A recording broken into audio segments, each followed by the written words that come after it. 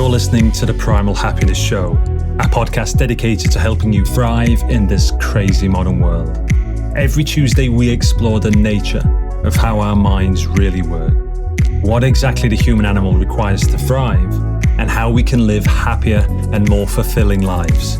If you're new here and haven't yet taken our free class, then there's no better place to get a jump start on reclaiming your primal happiness. It's where we'll guide you step by step through our antidote to today's modern world. Simply head on over to primalhappiness.co/antidote to get the free class and discover how to thrive without having to move to a planet that's not so crazy as ours. But now, your host, Leanne Brooke-Tyler.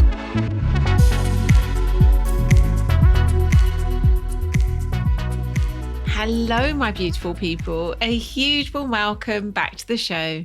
In today's crazy modern world, men and women are living shallow, disconnected and unfulfilling lives. So we created the path for those who are ready to reclaim their wildness and actualize their deepest gifts.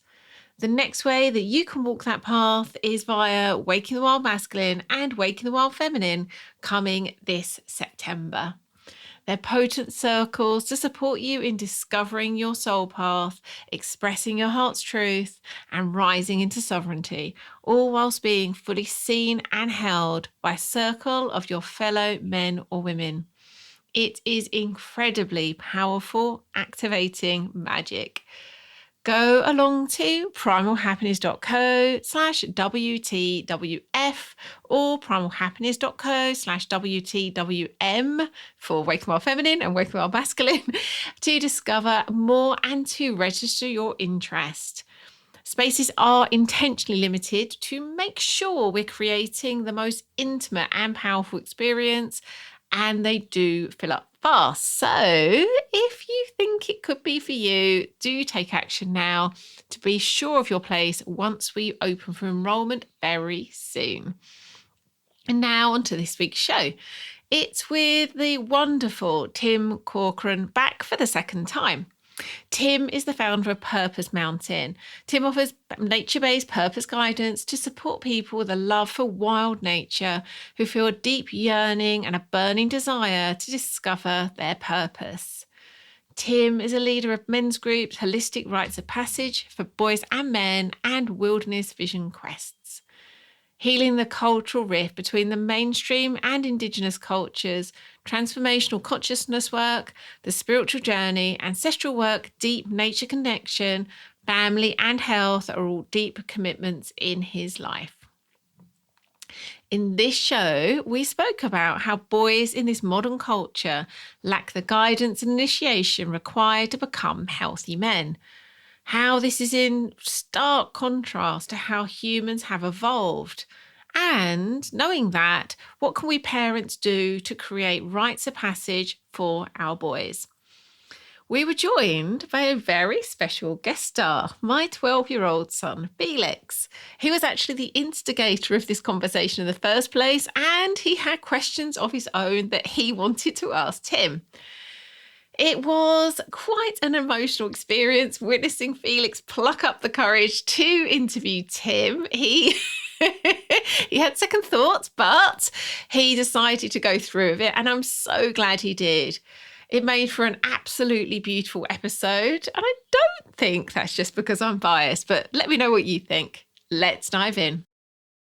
Tim, welcome back to the show. Great to be back, Leanne. Thank you. Oh, it feels very familiar to me listening to your voice today because our last episode's going out today. So I've been very immersed in all things purpose, wilderness. And now here we're talking about something, well, I was going to say completely different. It's not really. Clearly, it's all within this idea of the wild and it being our teacher. But this could not be more timely. So thank you for coming back. You bet. Yeah, it's really my honor. So I just wanted to share a bit of the backstory that's brought me here asking you these questions about boys' rites of passage. So my son was learning about bar mitzvahs, and actually he's 12, and said to me, Mummy, I'd love to have something like that. And which really, I was like, oh, that's so interesting that he's almost feeling that that's missing, this idea of a kind of rite of passage, moving from boyhood to manhood. And I kind of like filed it away in the back of my mind. But at the time, it wasn't like I had a conscious, like, oh, we'll do something else instead. Mm-hmm. And then I was sharing with you just before we started recording, Tim, I had 2 dreams, those kind of dreams, like big dreams where they're trying to tell you something, and they both had very similar theme of me letting him go and him being absolutely right as rain the other side, feeling more than okay. Like there's that kind of clingy mother, oh my gosh, I can't let him go, he won't be safe. And then in both dreams, and they happened I think one night after the other, very close together anyway, both dreams, he actually took the choice to kind of like step out away from me in both dreams. Wow. I was like, oh, I don't know. Yeah. And then he just thrived and was absolutely fine. And I had 2 dreams like that. Then Beautiful. I had a dream tending session with a kind of wilderness practitioner. Mm-hmm. And it was so funny, sometimes until you go into a session like that, it's not clear what the message is. And now on the outside, it's like, oh my gosh, that's so obvious. Anyway, at the end of the session, it was clear it was time to do exactly that, let him go, become a man. And she invited me into creating a ceremony. And it could be that I actually do have a ceremony separately as part of that, but it reminded me of what he'd said. So it was like, oh, wow, we could create something like this for him.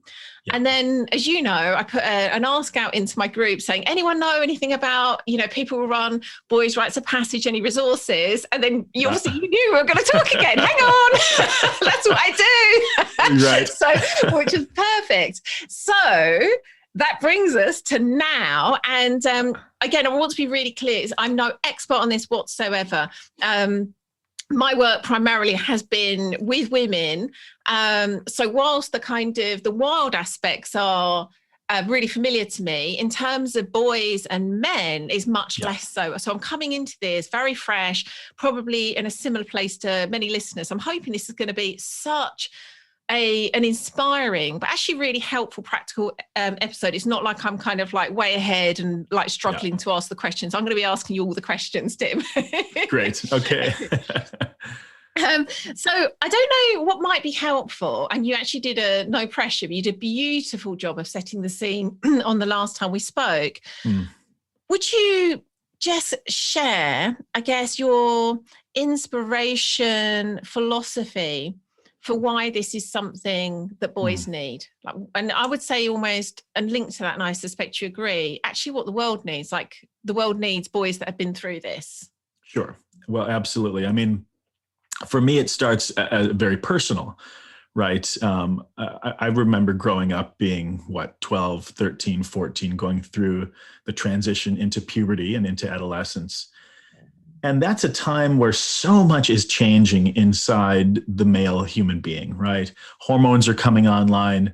All the brain science shows us that the brain is growing and changing in incredible ways, where the development is there's really important development going on. And at that time, in my own life, I remember pushing out at the edges, and there was this feeling of, who am I really? What am I made of? And there was a yearning that I wanted to test myself against the world, and also be met by something. Now that didn't happen. I didn't have mentors. I wasn't in a mentor nature connection process or anything. I wasn't in any kind of a soulful guided process. And so what happens? Well, what happened for me was what happens for many teenage boys who don't get that guidance is I started pushing out in tangible ways and pushing the edges, upsetting my parents, especially my mom. What was it for us? The classic example I'll use was this. So this was, I'm 46. So this was like what? It was like late 80s or so, maybe early 90s. And the test that me and my buddies came up with, because, we're wanting to test ourselves, was this. Stand next to a set of train tracks. And the challenge was, how close can you stand being absolutely still as the train roars by and not flinch, right? It was this whole thing. So, so we do this a couple of times, and somebody stands 10 feet away, and then somebody else stands 5 feet away. And one of my buddies, I'll never forget this. I still remember what he was wearing to the day. He was wearing a brown leather jacket with a white t-shirt underneath. And he stood right at that edge, Leanne. And I was very nervous. I was like, my God, this is okay. We're taking it too far. There's no way he's going to go through with this. Sure enough, he stands right there. And the train roars by, and all of a sudden he falls back. And I'm like, oh my God, he just got killed or something. Well, he stands up, he's okay. And we look at his jacket, and again, the brown leather jacket with the zipper, and it had a portion of the train had torn through his coat and given him a light scratch against his skin. Oh my God. We were just, oh my God, I can't believe, oh, you're crazy. This is so nuts. And so I share the story to point out that boys naturally, organically have a yearning to test themselves and be tested by the world around them. And when we as adults don't meet that need, they will invent ways of doing that themselves that are either self-destructive or destructive to their community. There's an old African quote that says, if we don't initiate our boys, they will burn down the village just to feel the heat of the fire. Wow. If we don't initiate our boys, they will burn down the village just to feel the heat of the fire. And as we look around in our world, and so many of the struggles that start in adolescence for boys, addictions, pornography, sex, drugs, alcohol, screen time, these are all responses to a deep need that's not getting met. And so I felt the pain of that. I was a video game kid, and I started getting into drugs and alcohol in my teenage years, and some self-destructive patterns that really weren't serving me. But I didn't have anything else. What did I have? I didn't have anything. I was yearning. I didn't even realize what I was yearning for, that mentoring, that guidance of an older, mature male who had gone through the journey, who could be there for me, who could guide me out of my dependence on my parents and into real independence that was rooted in self-confidence and solid self-esteem. So, that's the personal side of it. It was something that was missing in my life. And each time I take a boy through a rite of passage or an initiation, it completes something and heals something deep within me. From there, when we look to the family level, we see that teenage boys, I have two sons, an 11-year-old and a 14-year-old. And my 14-year-old is he doesn't know this, so hopefully he doesn't listen to this podcast. I don't think he will, but he is right on the cusp. He is ready for his rite of passage and will likely be going through it soon. And again, in the family structure, if that need isn't met, the boy will act out. And this is all the classical kind of modern mainstream judgments of teenagers, right? Oh, they're wild, they're crazy, they're destructive. There's a lot of tension and conflict oftentimes, or withdrawal. And parents sometimes don't understand what's happening. Why can't I connect with him? Why is he so angry at me? And there's a deeper need that's not getting met. So that can be very destructive. And, a common pattern we see is between mothers and their teenage sons being very, I don't mean this in any disrespectful way, but I remember this with my own mom. The mom can come off to the teenage son as a nag, a nagging, and kind of always on his case. And there comes a point where that boy that teenage boy is yearning for independence. If that continues too much, he will push back hard and even cut that line in a destructive way. Sometimes temporarily, sometimes more longer term. And there's lots of examples and stories of that out there, which is really a shame, because there is a letting go. And as your dream so beautifully pointed, that's hard. I'm not a mother, I'm a dad, but we love our children. They are of our flesh. It's the hardest thing in the world to let them go. And I can only imagine what it must be like for a mother who's literally, housed them in your bodies. And yet that is precisely what needs to happen. So then the final comment to answer your question is, then when we expand that from, the individual to the family, now to the community or the cultural level, then we see, okay, So a rite of passage is as much for the boy as it is for the family, as it is for the culture. The idea is that this young person is going out and claiming medicine on the land from spirit, from soul, and harnessing that not just for themselves, but to bring that back as a gift for their people. So they can discover, I have value, I have gifts, I have a unique expression, and that's valued in this world. My mom, my dad, my uncles, my teachers, my friends, my younger siblings or younger kids value that, and they see me as an important part. And so that's how it's always been, is the young person goes out, seeks that unique medicine, brings it back as a gift for community, and then the community receives them and recognizes, we see you've changed. Your role has shifted. You're no longer that boy. Now you've become a young man. And as we look in our modern world and oh my gosh, don't get me started, like all of the issues we have. Do we even need to talk about this? Like, my God, COVID and political strife and economic recession and, the earth is crying out. The culture is crumbling. Something's not working. I think I'm speaking to the choir here with you and your listeners, but when we return back to these old ways that are very human, that are very, very human, and that, as you're saying, and your son is feeling, there is a natural, organic yearning for these processes. Still, that's deep within our ancestral memory, our DNA, our epigenetics, however we want to speak about that. It's in us. And when we bring these pieces back online, what happens? Boys flourish. And they become young men that are solid in themselves and that aren't, destructive, and that serve family and that honor others. I've been doing this long enough. I have instructors now who are adults that I've taken through the mentoring journey, first as boys, then through their rite of passage. And you know what happens after the rite of passage? Guess what? They naturally want to give back. They want to become a mentor for the next generation. Why? Because they were given something beautiful and that helped them, and they feel that. And so there's an organic response of course I want to give back. And that's the most hopeful thing. And what would our world be like if each boy in this world had an initiation like that? And girls too. If everyone had that. So you can tell that's something I have a lot of passion and excitement about. But those are a few thoughts. Oh my gosh.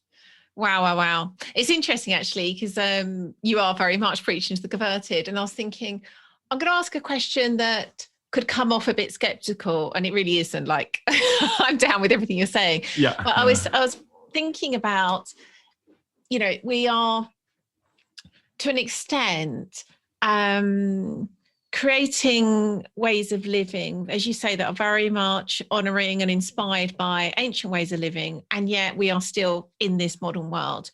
And you've definitely spoken to it to an extent in terms of the results. But I guess what I was thinking is, can it make that much difference? These boys that have gone through this rite of passage, come back with that medicine, but are still in this modern world with all of the pressures, all of the influences, all of the fear that's kind of like bubbling up around them. Do you see that experience, that initiation, that medicine they've come back with, it makes such a fundamental difference that it does actually change the path that they'd walk compared to if they hadn't?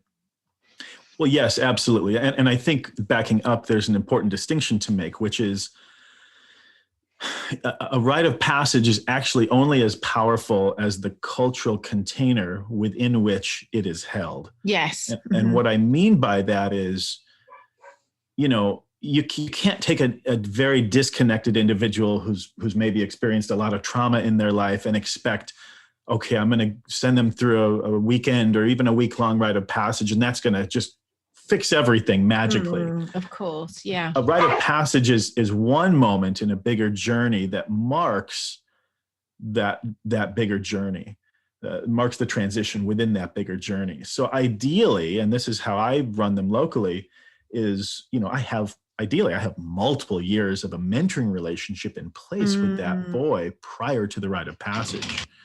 In the early years, I when I started my wilderness school, in 2005, and I chose not to start Rites of Passage until, well, what was it? It was 2012, 7 years in, despite having mothers and fathers ask me, would you initiate my son? I told them no at first, and they were shocked. Like, what do you mean? Isn't this what you do? And I said, well, no, because I want to have some years of mentoring relationship in place prior to that, because there's developmental tasks that we all need to complete. Bill Plotkin speaks a lot about this, that there are these human developmental tasks that need to be addressed. And when that happens, then the Rite of Passage can actually have some real power, and it's got some roots to it. It can really be successful. Now, I'm not saying to not do one if that hasn't been in place, but it's certainly the ideal scene. So as we work on bringing back this notion of, I sometimes call it cultural restoration, restoring a nature-based, a soul-based culture, I think we have to look at the bigger long-term developmental process that our children and ourselves are going through, and get out of the mindset of kind of, quick fixes or whatnot. So now to answer your question, can you ask me the question one more time? Yeah, I feel like you've given me more than I. Okay. Well. No, that's not criticism. I'm like, oh gosh, yeah, I love your answer, and I can see that this can't happen in isolation. But I suppose, for example, I suspect many listeners to this show are in a not dissimilar position to me, in that. As a family and as a kind of friendship group, we have a kind of, connection to the wild, to our souls, much more kind of intimate bonds than probably is typical in the modern world. We certainly don't have, unfortunately, the degree of community restoration that you're talking about. That's something I would love to create. It's not yet. And so I get that you're only speaking from your own experience where that is in place. And I'm, oh my gosh, I love the fact that you've created that, and I completely see why. And it might be you can't answer the question because of that. But what I'm wondering is, for a boy going through a Rite of Passage in a similar community as I've just described, whether that still has, enough of an impact, enough of a benefit when they don't have that larger community in place. Gotcha. Yeah. Well, no, the answer is absolutely yes. It still will have a very positive, beneficial impact. But I think we need to kind of recognize what the North Star would be, right? And just recognize that we're all on a journey of restoring that. I don't feel like in my local community, we've got it all together. Trust me, there's still lots of work we've got to do. And frankly, one of my indigenous elders told me personally, this was years ago, this was Chief Jake Swamp, who was a Haudenosaunee, the Iroquois. He was the sub-chief of the Wolf clan of the Mohawk tribe. He said that the full results of our work wouldn't be known for some 300 years. Wow. Meaning it would take that long to really restore, and I say this with all the respect in the world and deep humility, but it would take that long to restore a native connection to the land for our people. Now I know that's could be a sensitive statement for certain people. And so I offer it with deep humility and respect, but that is what we're talking about, is restoring our native connection to place. And that's a huge journey. So we're all, no one has arrived there yet, and we're all in this process of restoring that. So it's clear, Leon, that you all have a lot going for you. I mean, your level of dreaming is beautiful. I love it. And I instantly know you've got some strong connections. And then for what you're saying about your son, it's clear that he too, the fact that he's yearning for this and is conscious of that, that's a lot. That's beautiful. And the fact that you have friends that where you share values around nature and soul is amazing. So, one simple thought, we could talk more, but just the simple thought would be, and I'm sure you're already doing this, but cultivating a conscious relationship for, especially, all of you, but certainly the boys, with nature, and maybe setting up some sort of a structured mentoring relationship, particularly hopefully with older men, right?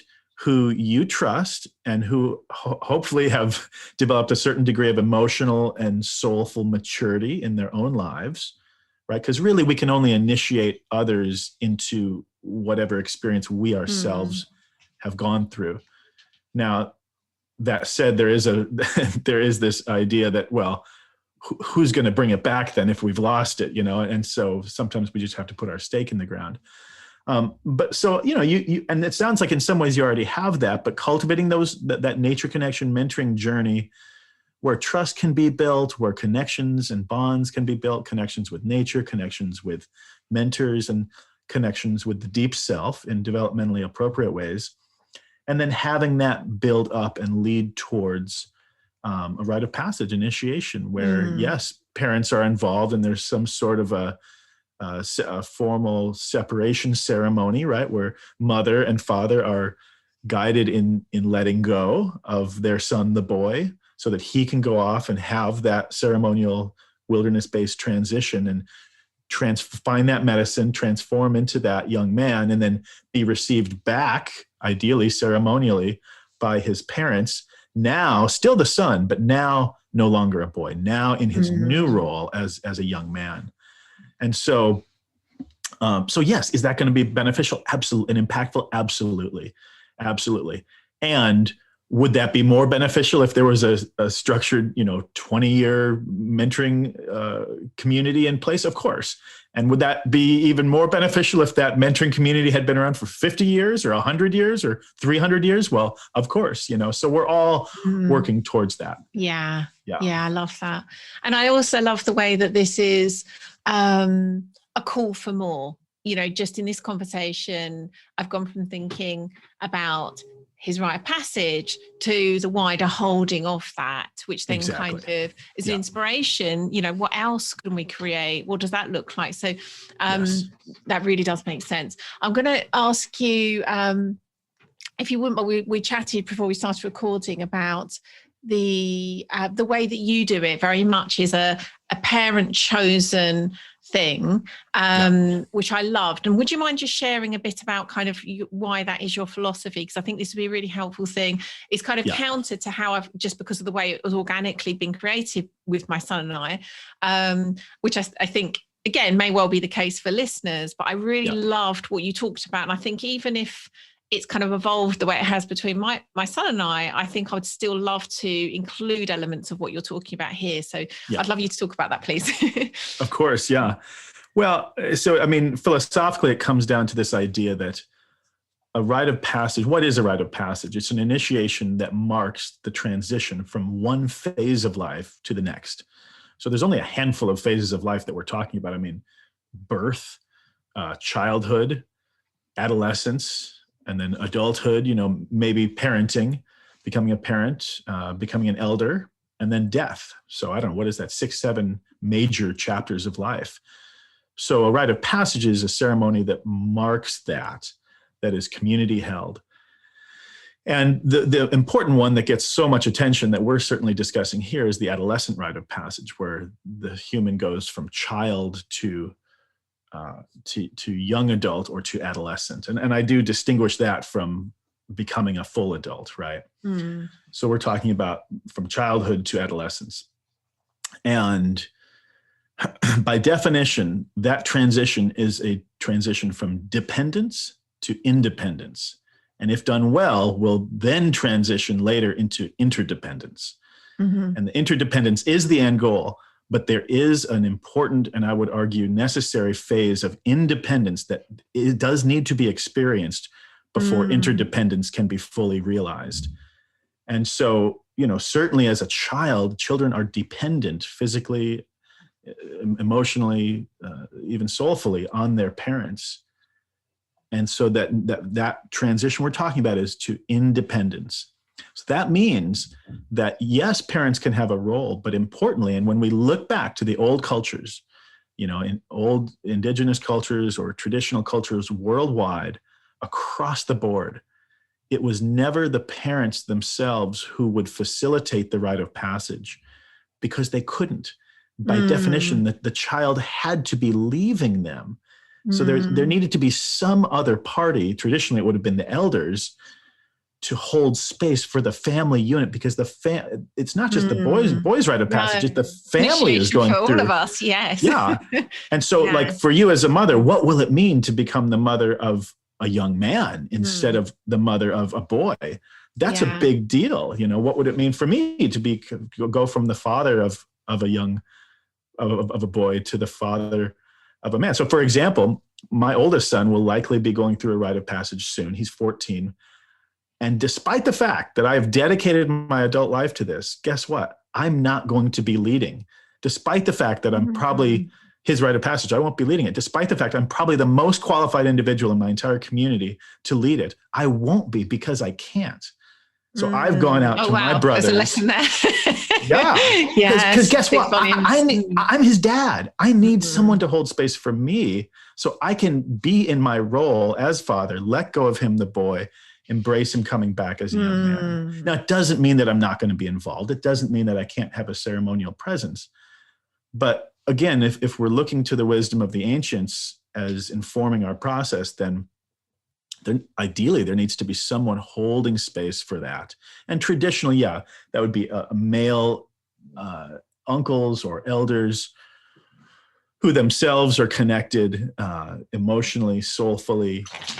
And also importantly, Leon, it's, as a parent, we love our kids so much. You know, there is a natural protective nature and tendency that we have. We don't want them to get hurt. And a rite of passage, it's not about them getting hurt, but it is about them feeling the sting of life. And an uncle or an elder knows that can better hold space for a young person and allow them to feel the sting of life and learn from it directly, without the kind of protective nature that a parent would have. Yeah, it kind of has to involve risk, which we as parents have spent however many years mitigating against. Exactly. And it's in our nature.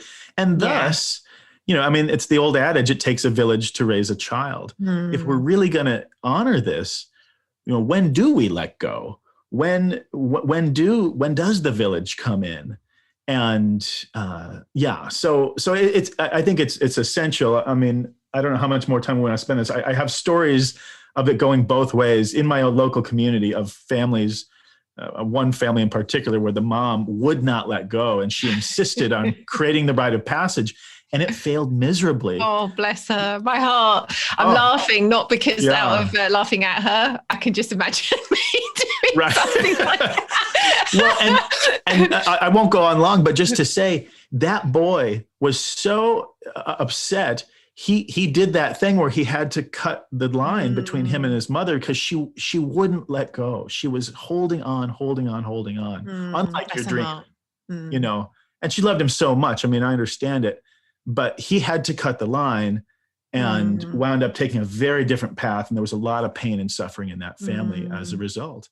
And so, you know, that was a very personal one. He was a boy I mentored intensively early on, and I did my best to convince her otherwise, and she would not yield. So it was definitely a learning process for all of us. Which I think is making me realize again that need for the mentors and the adults to have traveled this path first. Like, I know for me, it wouldn't have been that long ago I would have been that mother, and it's only because I've been lucky enough really to done the work on my own trauma and have my own journey where I understand the importance of these things that I wouldn't be that mother, but I would have been. And, you know, it's clearly fear that's created that in her. And, you know, we as adults, we as parents need to have had the chance to walk this path to whatever extent too, don't we? Yeah, absolutely. Absolutely. Yeah. It's a holistic community level, family level transformation that we're all in the midst of. And that includes each one of us. And so healing for each of us as well. Like, I'm just, you know, for me, you know, some of that kind of holding on has to do with trauma at his birth, which I know being able to go through that initiation of whatever that looks like, of letting him go, would be healing in itself. Yeah. For me, but I'm sure for him too. Yeah. Because by definition, a rite of passage is a completion of that previous life stage. So anything incomplete gets completed, and anything unhealed gets healed. Now, again, I don't want to send our listeners into too much magical thinking. It's not a quick fix, but that is the essence of a rite of passage. Yeah, is that completion and that healing. Yeah. And I believe in magic. These things are powerful. Yes. And often beyond our understanding. So yes, absolutely. Absolutely. This is Leanne from the future. At this point in the show, Tim and I took a pause whilst I went to get my son Felix. And so in a moment, you'll hear Felix come in, take the mic and interview Tim. I will warn you though, it is way too cute. Okay, let's get back into the show. So I'll go and get him now and we'll see what happens. Okay. It's a bit of an initiation in itself. He's quite nervous. Just come in. Excellent. Well then. He knows your name. Hello. Hi, I'm Tim. Are you Felix? Yeah, I'm Felix. Good to meet you. Good to meet you too. Can you come in a bit closer, see right next to the mic. That's it. Try not to touch it. There Okay. you go. Yeah. So it was you that had the idea, wasn't it, in the first place, to do something like some kind of ceremony or rite of passage. Yeah. And so I've been chatting to Tim about how he does that, and I said you might have some questions. Was there anything you'd like to ask Tim? And Leanne, should we adjust the camera, because I can't quite see Felix's face there. Oh, let me just raise his chair. Hang on. Okay. Racing chair. I'll put you on a cushion as well. Ooh. Is that raising? You're growing. You're growing right before our eyes. Not too high. Okay. Yeah. Great. Right, I'll stay out of the way. So, my first question is what, will there be other people or boys doing it with me? Like celebrating with me and stuff like that? Well, if I were to lead you through one, and not that that's something we're talking about, but I believe that's important. I think it's important for you to go through something like this with other boys your age and see how it is for them to go through the experience. And you would have your personal experience and they would have theirs, and there'd be some similarities, there'd be some differences. And through all of that, I think you'd get to know yourself and feel yourself transitioning into this next phase of your life, right? Going into adolescence or becoming a young man. I think that would help that process. Yeah. Also, I was a little bit worried if I was going to maybe say something or maybe do something that, like, not really wrong, but not really the right thing to do. Yeah. Well, I'm so glad you said that. It's, I think, Felix, that's a fear that we all have. I know I get scared of that too sometimes. And like, oh gosh, am I going to say the wrong thing? Am I going to do the wrong thing? And maybe it's not fully wrong, but is it not going to help me? And what I've learned about life is that in the end, there's actually no such thing as the wrong thing. That even when I do, quote unquote, the wrong thing, it's actually the right thing because I get to learn from it. And there's this idea I work with that everything is perfect. And so even when you make a mistake, it's not a failure. It really isn't a chance to learn. And I think that's one of the most important things I would hope for you as you become a man one day, that you could learn that it's okay to make mistakes. It's okay to have those moments and you can learn from them and grow from them. It doesn't make you a bad person. It's a sign of being a human being and that's okay. Yeah, I totally agree with that. And I also had another question is, like, will my friends and my family see me go through adolescence, or will it just be with my own and with a couple of other boys? Yeah, well, that's a great question. Well, here's how I look at it. If you were to go through a rite of passage, that, in the one hand, Felix, it would be a very personal thing, something that's just for you. If you are to truly become a man, then I think one day, then, and a young man first, then I think there's things that you deserve to have that are just for you, right? And that if you want to, you can choose to share. But if you want to, you can hold them close to your heart. And so, so would others see what you're going through? Yes and no. I think for your family and your community to know what you're going through is very important. This is how I lead them, right? And so, and everyone knows generally what's happening, but then the experience itself is really just for you and those others who go through it, so that you can have that for you. And then when you're complete with it, on the other side, you would come back, and this is how I lead them. And there's the whole community, and there's your parents and your family and other community members who witness you, who see you coming back now, no longer a boy, but now as a young man, and celebrate you and honor you. And you do get a chance, you would get a chance to share part of your story at that point and talk about how you grew, what you learned about yourself, what you learned about life, who you are now. And so, and again, where you have the choice of what to share that feels good to you, and also have a chance to the choice of what to hold close to your heart and hold off on sharing, because we would be recognizing you as a young man. And so in my book, I think, don't you deserve to have that choice as that young man? Does that make sense? Yeah, that does make sense. And I think that is a good idea. And I really think that that if that is a right thing, I think that is what should happen. And I think that is a good idea. Yeah.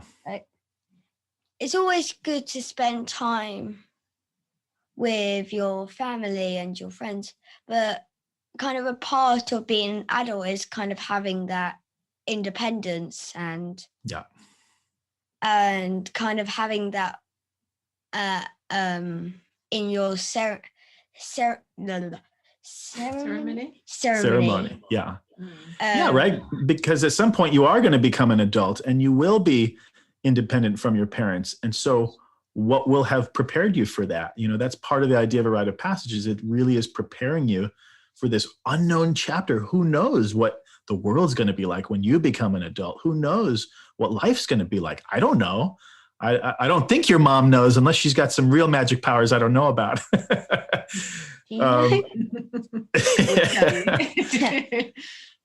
But so then we have to think, what's going to prepare you for that? And you having challenges where you get to test yourself, see who you are, see what the world is made of, see what you're made of, and really cultivate that self-esteem, that love for yourself, that, internal character and that power and that knowing, like, I can do this, That's what I would want for you. That's what I would want for any boy in the world, honestly. Yeah. Do you want to ask anything about the age to do it? Yeah, so what age would be like the right age to do it and like have this ceremony? Yeah. Well, sometimes people think that there should be an exact age, like everyone should go through it at this certain time. And I don't think that way. I think everyone's a little different.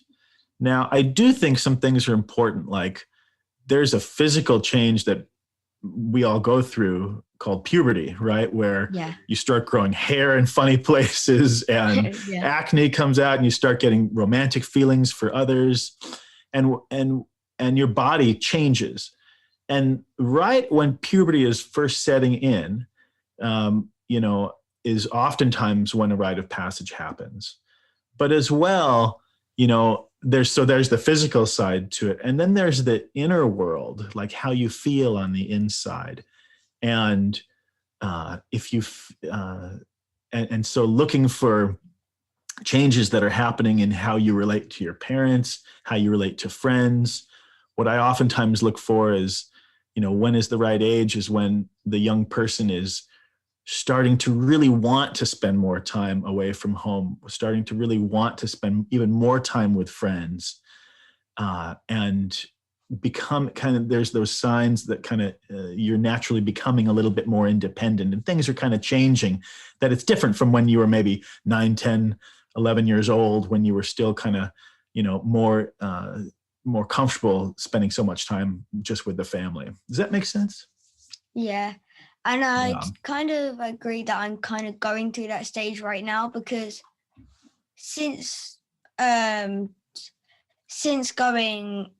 to a new school, an older school, I have been doing new things. I've been walking to this train station from my school, and good. from the train station to my school, and also taking the train, and also I got a phone recently, and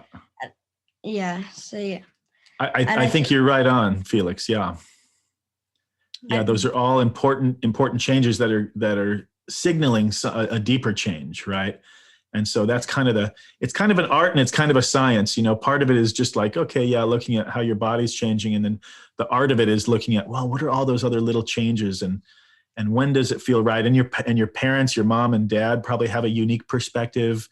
If you were in my community as a student, I would have a unique perspective on you. Maybe there's uncles or other older men or teachers or neighbors who see you and they see the changes, and so ideally it would be like the whole community kind of coming together and talking in a good way about you. Okay, what's Felix going through? And I'm seeing this change, I'm seeing that change. Yeah, is he ready yet? Oh, I think so, or maybe not quite yet, but looking for all those changes, some obvious, some subtle. A great question. Do you think, you've done, I think there's some great questions you asked him. Yeah. I think that was a good talk, and I'm really proud that I did have a talk with you, because I was a little bit nervous to speak, especially on a podcast going all around the world. Right. It's understandable. It's a little bit. Yeah. Yeah, it's great to talk with you, Felix. I really want to honor you. You said you're 12 years old, yeah? Yeah, 12 years old. Yeah. Well, it's clear to me that you have a lot of bravery and courage to be willing to step in front of the camera and sit here and talk with me. That's a good thing. And I really want to recognize that in you, and that strength that it takes to step up and ask these questions and be willing to be seen. And I think my sense is that you're going to play an important part in the changes that are happening in our world right now. So I hope you can really hear that. And who knows how, but I would love to meet you in person one day, because I think you're actually a pretty amazing young person. Thank you. Thank you so much for talking to you, and have a nice rest of your day. Thank you. You too. Well then, honey, thank you. That was really, really Bye. good. That was Okay, really see ya. funny. Really good. I'm very proud of you.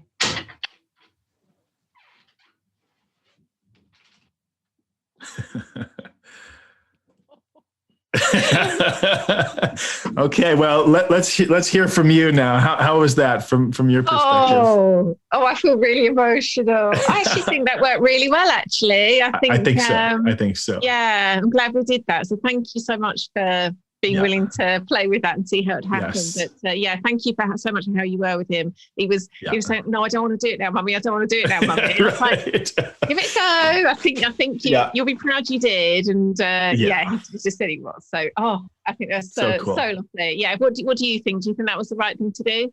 Oh, it was beautiful. I think it was amazing. And I think you've got a unique son. I really do, Leanne. It's clear, I mean, you're walking a conscious life of connection to nature and soul. And it's clear that has impacted your son and his development and who he is as a person. So, I wasn't sure. I've never done anything like that quite in this format before. I've certainly worked with a lot of boys, but not talked about it in this way. And so it was great. I mean, what a creative idea, and my hat's off to you for thinking of that. I think that was really great. And it was so authentic, it was so real. I couldn't help but to the inner mentor really came out, and, the whole thing. And so it was great. Yeah. Oh, I feel so grateful that that happened the way. I feel like it was like a bit of a mini initiation in and of itself. So yeah, I'm so glad. I've no idea how much this we're going to leave in. We'll see. But right. I think we'll definitely leave in your conversation with him. Oh wow, thank you. So give me a moment just to kind of get back into my just out of proud mother role and into yes. Yes. Well, hey, bring that to the camera, right? I mean, isn't that a good thing to share? It is. In fact, yeah, maybe we'll just kind of now start from here. Well, I am feeling like a very proud mother, actually. Yes. It was very, especially on the back of the conversation we just had, and like recognizing that wanting to kind of dive in and save him versus sitting back and saying, you know what, he's got this. And there's several times where I wanted to sort of jump in and, you know, coach him a bit and, you know, did my best not to. And then just like, oh, look how well he's doing. He's actually perfectly confident and got this. So that was that was an interesting experience off the back of what we've just been talking about in its own right. Right. Well, and the whole conversation, I mean, we were speaking about that very thing because he asked, well, gosh, what if I do something wrong, or maybe not wrong, but not quite right? And there was that whole beautiful conversation about mistakes and what's our relationship to that in life. And you know, that's how we all learn, right? That's how he's going to learn. That's how I learn. I'm sure that's how you learn. That's how we all learn, right? Is by making those mistakes and learning from them and realizing there's nothing wrong with me if I screw up or say the wrong thing, that it's part of the learning journey, and coming to terms with that and realizing that we are inherently worthy as human beings, and that, mistakes are part of the process. That's the human journey we're all on, you know, that certainly really nature and soul is reminding us of constantly if we're open to that. So I really loved the way that he had questions and concerns that were I probably weren't as present for me. And so I feel as though there's a real, again, I'm feeling very excited about getting this into listeners' ears who are parents of boys, because I think there's a real richness in the conversation you had with him, which was different to the conversation we'd had. So I'm so glad. And what a beautiful example of really opening up the conversation bigger than just you and I, but okay, let's get his perspective and let's open it to the wider community, which, as we were speaking about earlier, that's the essence of rites of passage and real transformation, is that it's not just one individual, you know, isolated from the rest. It is a community held process, and that's our nature as human beings. And I think what we're all coming back to is the strength as a community, the strength as a culture, and really being willing to express ourselves vulnerably, to be seen and be witnessed, and to see others and to witness others and develop ourselves in that way. So what a beautiful, a beautiful thing it is that we just did. Yeah, I'm feeling so full up in my heart at the moment. The entire conversation, and I'm definitely more proud mother than host right now, but it's all good. Is there anything before we close? Is there anything you would like to say that we just haven't covered that you think is a really important part of this, that, you know, before we close, you really want listeners to know about this whole idea of boys' rites of passage? Absolutely. Yeah. I mean, there's a lot I could say. We could go on for hours and hours. But one point that's been coming up in my mind just the last 15 minutes or so is the importance of the boy. I wondered if he would ask this or not, and he didn't, but the importance of the boy not knowing the specifics of what the rite of passage will entail. And this, again, it goes kind of countercultural to our modern society. We live in a world where if you sign up for a class, you know, there should be an outline and an agenda, and everything should be presented. Here's what you're going to go through. Here's what you'll learn at, you know, every 5 minutes or whatever it is. But here's the thing. Do we get to know the great challenges, when the great challenges will happen in our lives? Do we know what those great challenges will be? No, we don't. We don't know when life is going to throw us the great challenge. And what happens? It shows up on our lap, and we have to deal. And so the question is, what are we doing to prepare our young people for the great challenges of life? And so I say by definition, and this is, again, a traditional perspective on it, and I was mentored by indigenous elders in a traditional way. So So a rite of passage, by definition, then, should be a challenge of which the initiate, the young person, has to be going into the unknown. Here in my local community, we take great effort we have all the boys who go through it actually swear an oath of confidentiality that they will not tell their friends, and especially their younger brothers and younger friends, what it is they go through, because to do so would steal the experience from them. They have to face the unknown. And when we face the unknown, what happens? Fear comes up. That's natural. And from a facilitator's perspective, we want the fear to come up, not because we want them to feel bad, but because we know that's the human journey. And we want the fear to rise up so that they feel like, I am up against something formidable, a significant challenge, the level of which I've never faced before. And thus, in facing that, they have to draw upon previously untapped internal resources to face that great challenge, to face that fear. That's a necessary part of the process. So that can be tough, trying to explain to a parent, well, actually, I'm not going to be able to tell you precisely what it is your son's going to go through, or to tell the boy when they ask, okay, so what are we going to do exactly? I say, well, you'll find out, And it's not because I'm trying to be mean. It's actually the greatest gift I could give them at this phase. But again, that's asking for a lot. For if I were to take you and Felix through this process, that would be me asking you to really trust me, Leanne, and him too. And again, that's why I say it goes so much smoother relationship when, I have known you for years, or known him for years, or guided him. And there is that trust where I could take him into the unknown, and you could trust, oh, it's Tim. I know we're safe with him. And he could feel that same thing, So that's an important point that, again, I think many modern people would kind of intuitively maybe shy away from, and they'd want to go into, well, I should know exactly what's going on, and he should know what's going on. But I think when that happens, something very important is lost.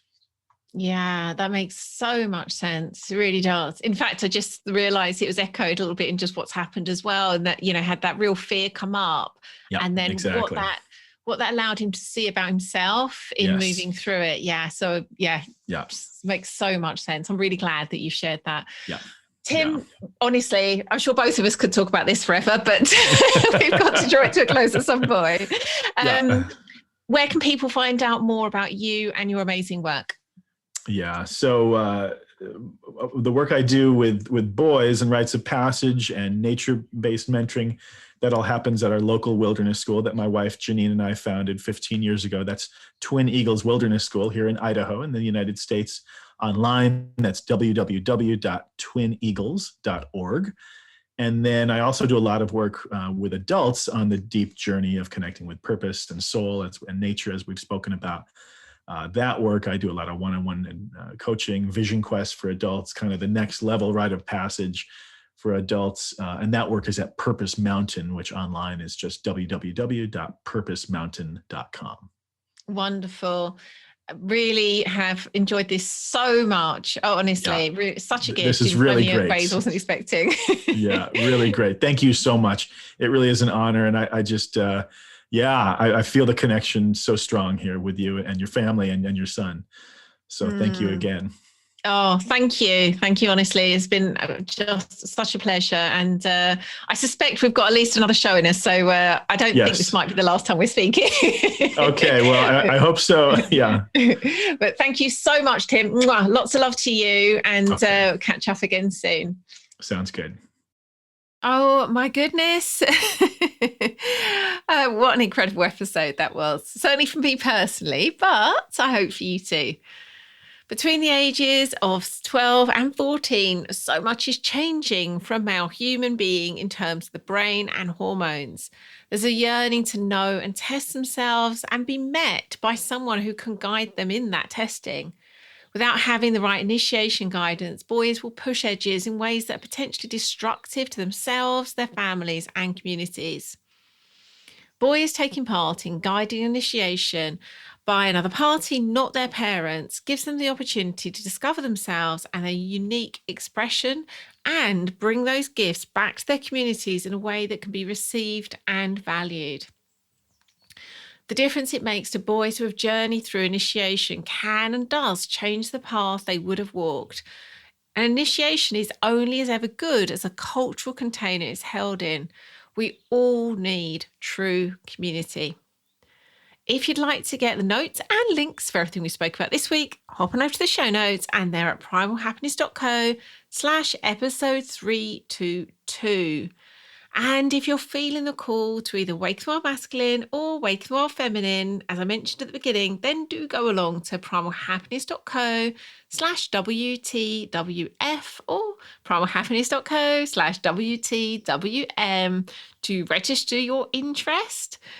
We will be opening for enrollment very soon, and those spaces do fill up fast. They're limited to really create a particularly intimate and powerful experience. So if you have a sense it's for you, do take action now to be sure of your place. And if you don't want to miss out on next week's episode, head on over to Apple Podcasts, Stitcher, or your Android or iOS app of choice and hit that subscribe button. That way you'll get each episode delivered straight to your device auto-magically. Thank you so much for listening. You've been wonderful. Catch you again next Tuesday.